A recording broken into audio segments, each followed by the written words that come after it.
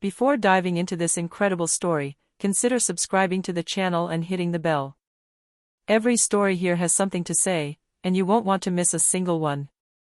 Single dad finds nurse crying in the rain. All she had left was hope. Rain fell relentlessly on the city of Portland, Oregon, as if the sky were pouring all its sadness onto the cold November sidewalks. The heavy, tightly packed drops formed an icy curtain that distorted the orange lights of the streetlights, giving the streets a blurred, almost unreal appearance. The few passers-by hurried by, heads bowed, umbrellas fluttering, seeking refuge in cafes or makeshift shelters. The wind blew in irregular gusts, sometimes stirring up puddles as if to make them dance angrily. It was a Tuesday evening, ordinary for the city, but fraught with fatigue for Michael Harris, a 38-year-old man whose face was marked by the weight of days and responsibilities. His once gentle features now bore the scars of shortened nights and constant worry. His watchful brown gaze rested alternately on puddles, traffic lights, and especially on Emily, his 6-year-old daughter, whom he held tightly by the hand. Their cheap nylon raincoats, purchased at a downtown thrift store, weren't enough to protect them. Water seeped in through the seams, making their clothes heavy, cold, and uncomfortably sticky against their skin. Michael's boots, worn from months of physical labor, let the moisture in. Yet he didn't slow down. He knew that every minute outside increased Emily's risk of catching a cold. He couldn't afford another pediatrician appointment.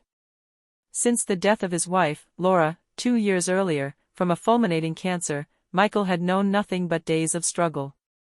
He now worked in a logistics warehouse, performing exhausting tasks, lifting heavy loads, scanning barcodes from morning to night.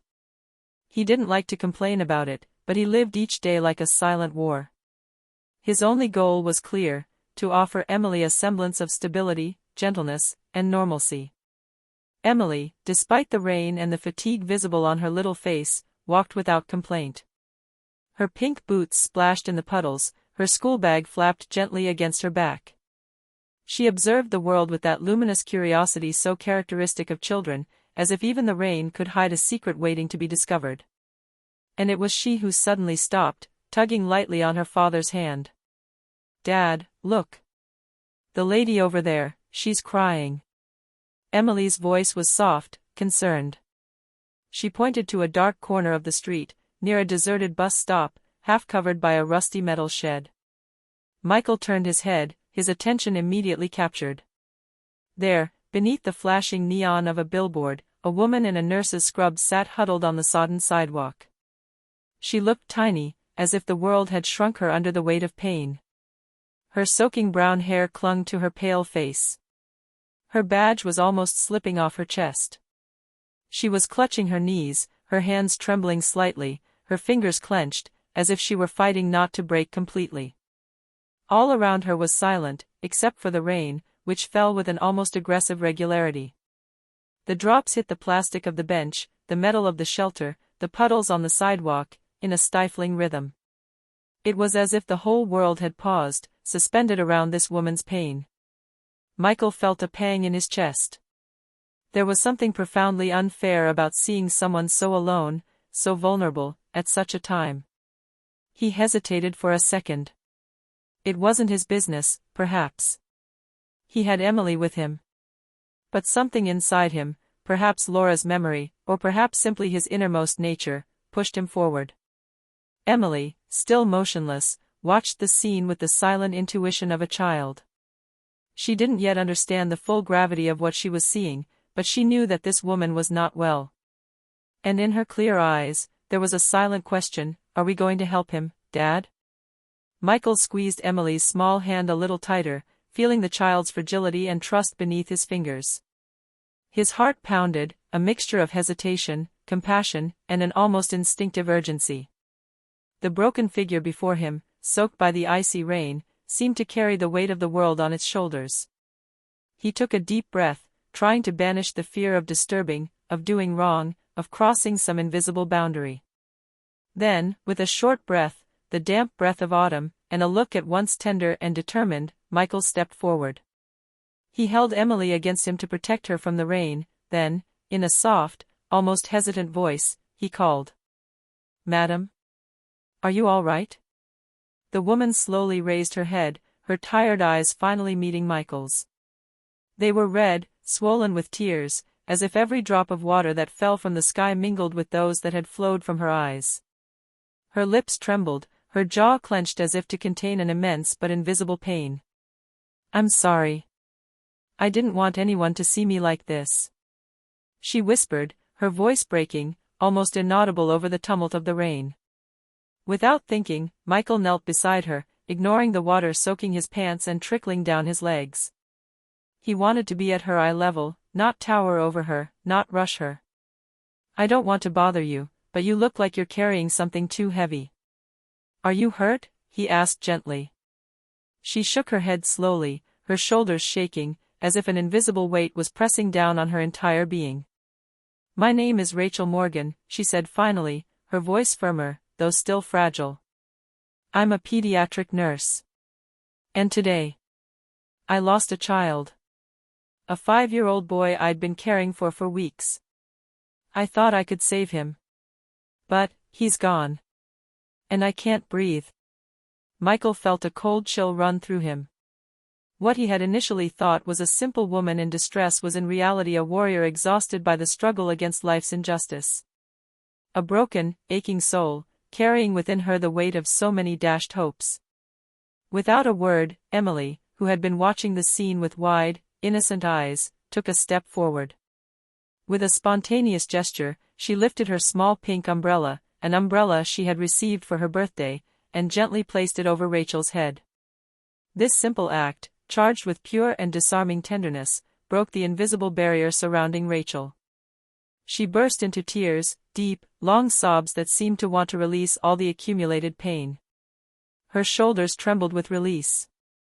But this time, it was no longer a silent cry of distress, it was the first step toward healing.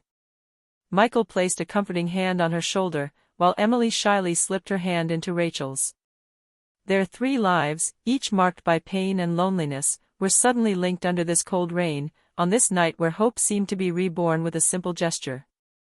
After several minutes of crying under Emily's umbrella, Rachel wiped her tears away with the back of her hand, trying to regain some semblance of control over herself. Michael, still kneeling by her side, offered her a look of compassion and genuine kindness. "If you like, I can walk you home," he offered softly, aware that the loneliness and the rain only added to his burden.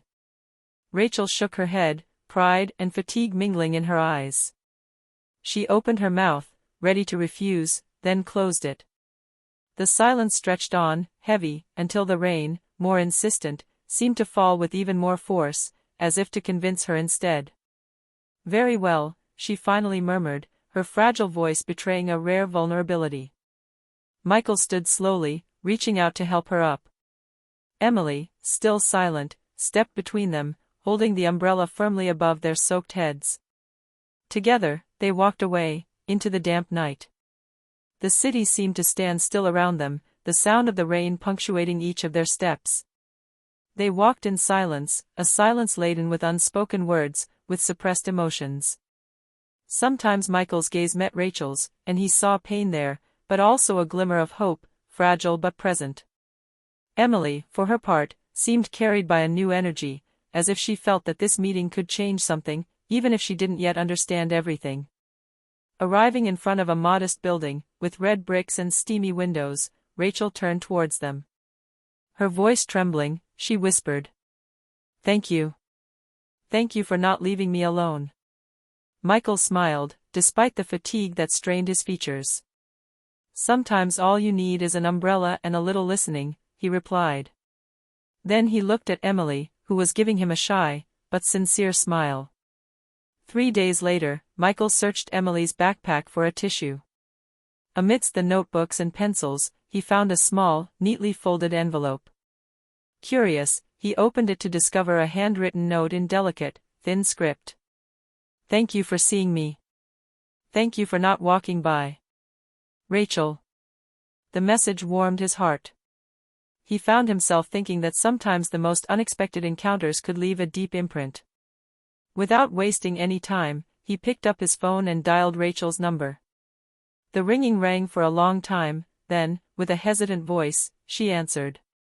"Michael?" It's Rachel. I wanted to invite you and Emily to dinner. It would be nice, I think. They agreed on a day.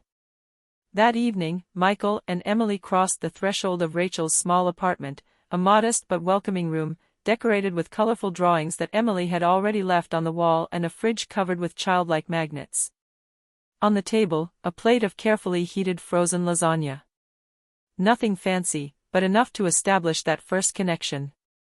Around this simplicity was born a sincere exchange, made of fleeting glances, timid words, laughter stifled by fatigue.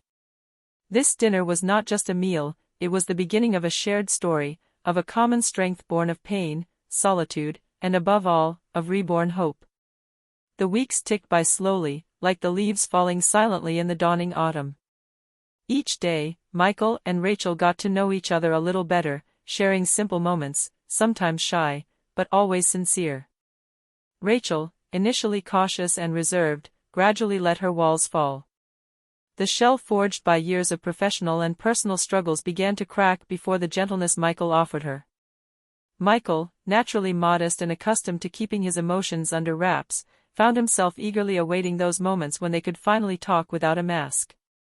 He discovered in Rachel a presence both solid and fragile, a strength that still bore the invisible traces of her wounds. In the evenings, after Emily had put her to bed, they often settled into the small living room lit by a dim lamp. The muffled sounds of the city barely reached them, and time seemed suspended, as if they had found a refuge from the world. They talked about everything and nothing, but especially about what weighed heavily on their hearts. Rachel sometimes spoke of her childhood, marked by the absence of a father who had fled, leaving her mother alone to face adversity.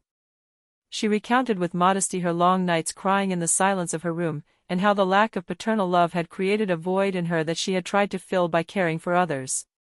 "It was my way of giving what I had never received," she often said. Michael, in return, shared precious memories of his late wife, Laura, his light gone too soon. He spoke of her laughter, her dreams, and the promise they had made to each other to always take care of Emily. His voice, often trembling, revealed the pain still raw, but also the strength he drew from this past love. These conversations, sometimes heavy, were mixed with complicit silences where each found a form of appeasement in the other's gaze. One winter evening, with the wind howling outside the windows, Rachel sat on the couch, watching Emily sleep peacefully, her serene face illuminated by the soft glow of a nightlight. She whispered almost to herself, "I think your daughter has given me more hope than anything I've experienced in recent years." Michael approached slowly, his gaze locked with Rachel's, charged with emotion.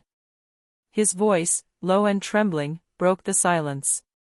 "And I believe you gave me back something I had lost, faith in humanity."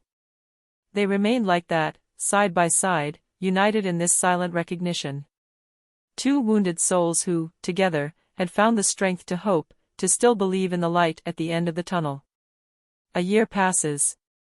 The pouring rain of that fateful night already seemed distant, like a distant memory, softened by the warmth of the days that had passed. But for Rachel, Michael, and Emily, this meeting had been the beginning of a rebirth. Rachel, with the quiet strength that now characterized her, decided to transform her grief into action. Driven by the conviction that no caregiver should face the unbearable weight of loss alone, she founded a small organization dedicated to providing psychological support to healthcare professionals. Her project combined attentive listening and collective healing, discussion groups where everyone could share their suffering, artistic expression workshops to release buried emotions, and meditation and relaxation sessions. Emily, as proud as a little artist, participated enthusiastically. With her colored pencils, she drew posters full of life and hope, depicting intertwined hearts, outstretched hands, and protective umbrellas. Michael, meanwhile, poured all his energy into organizing the events, finding in this mission a new meaning for his own life. Together, they formed an unlikely but close-knit team, united by a silent love born of a rainy night and a simple umbrella generously held out. On Christmas Eve, snow had gently begun to cover the city's rooftops. In the warm living room, lit by the dancing glow of candles and twinkling garlands, Michael took Rachel's hand with a tenderness she had never seen before. "Rachel," he whispered, his voice thick with emotion, "stay with us. Not for a night, not for a moment, but forever. She looked at him, upset, her eyes filled with tears that she made no attempt to hide. I thought I'd never love again, Michael. She confessed, her voice soft, almost broken. Me neither, he replied with a sad, sincere smile. But sometimes hope doesn't shout.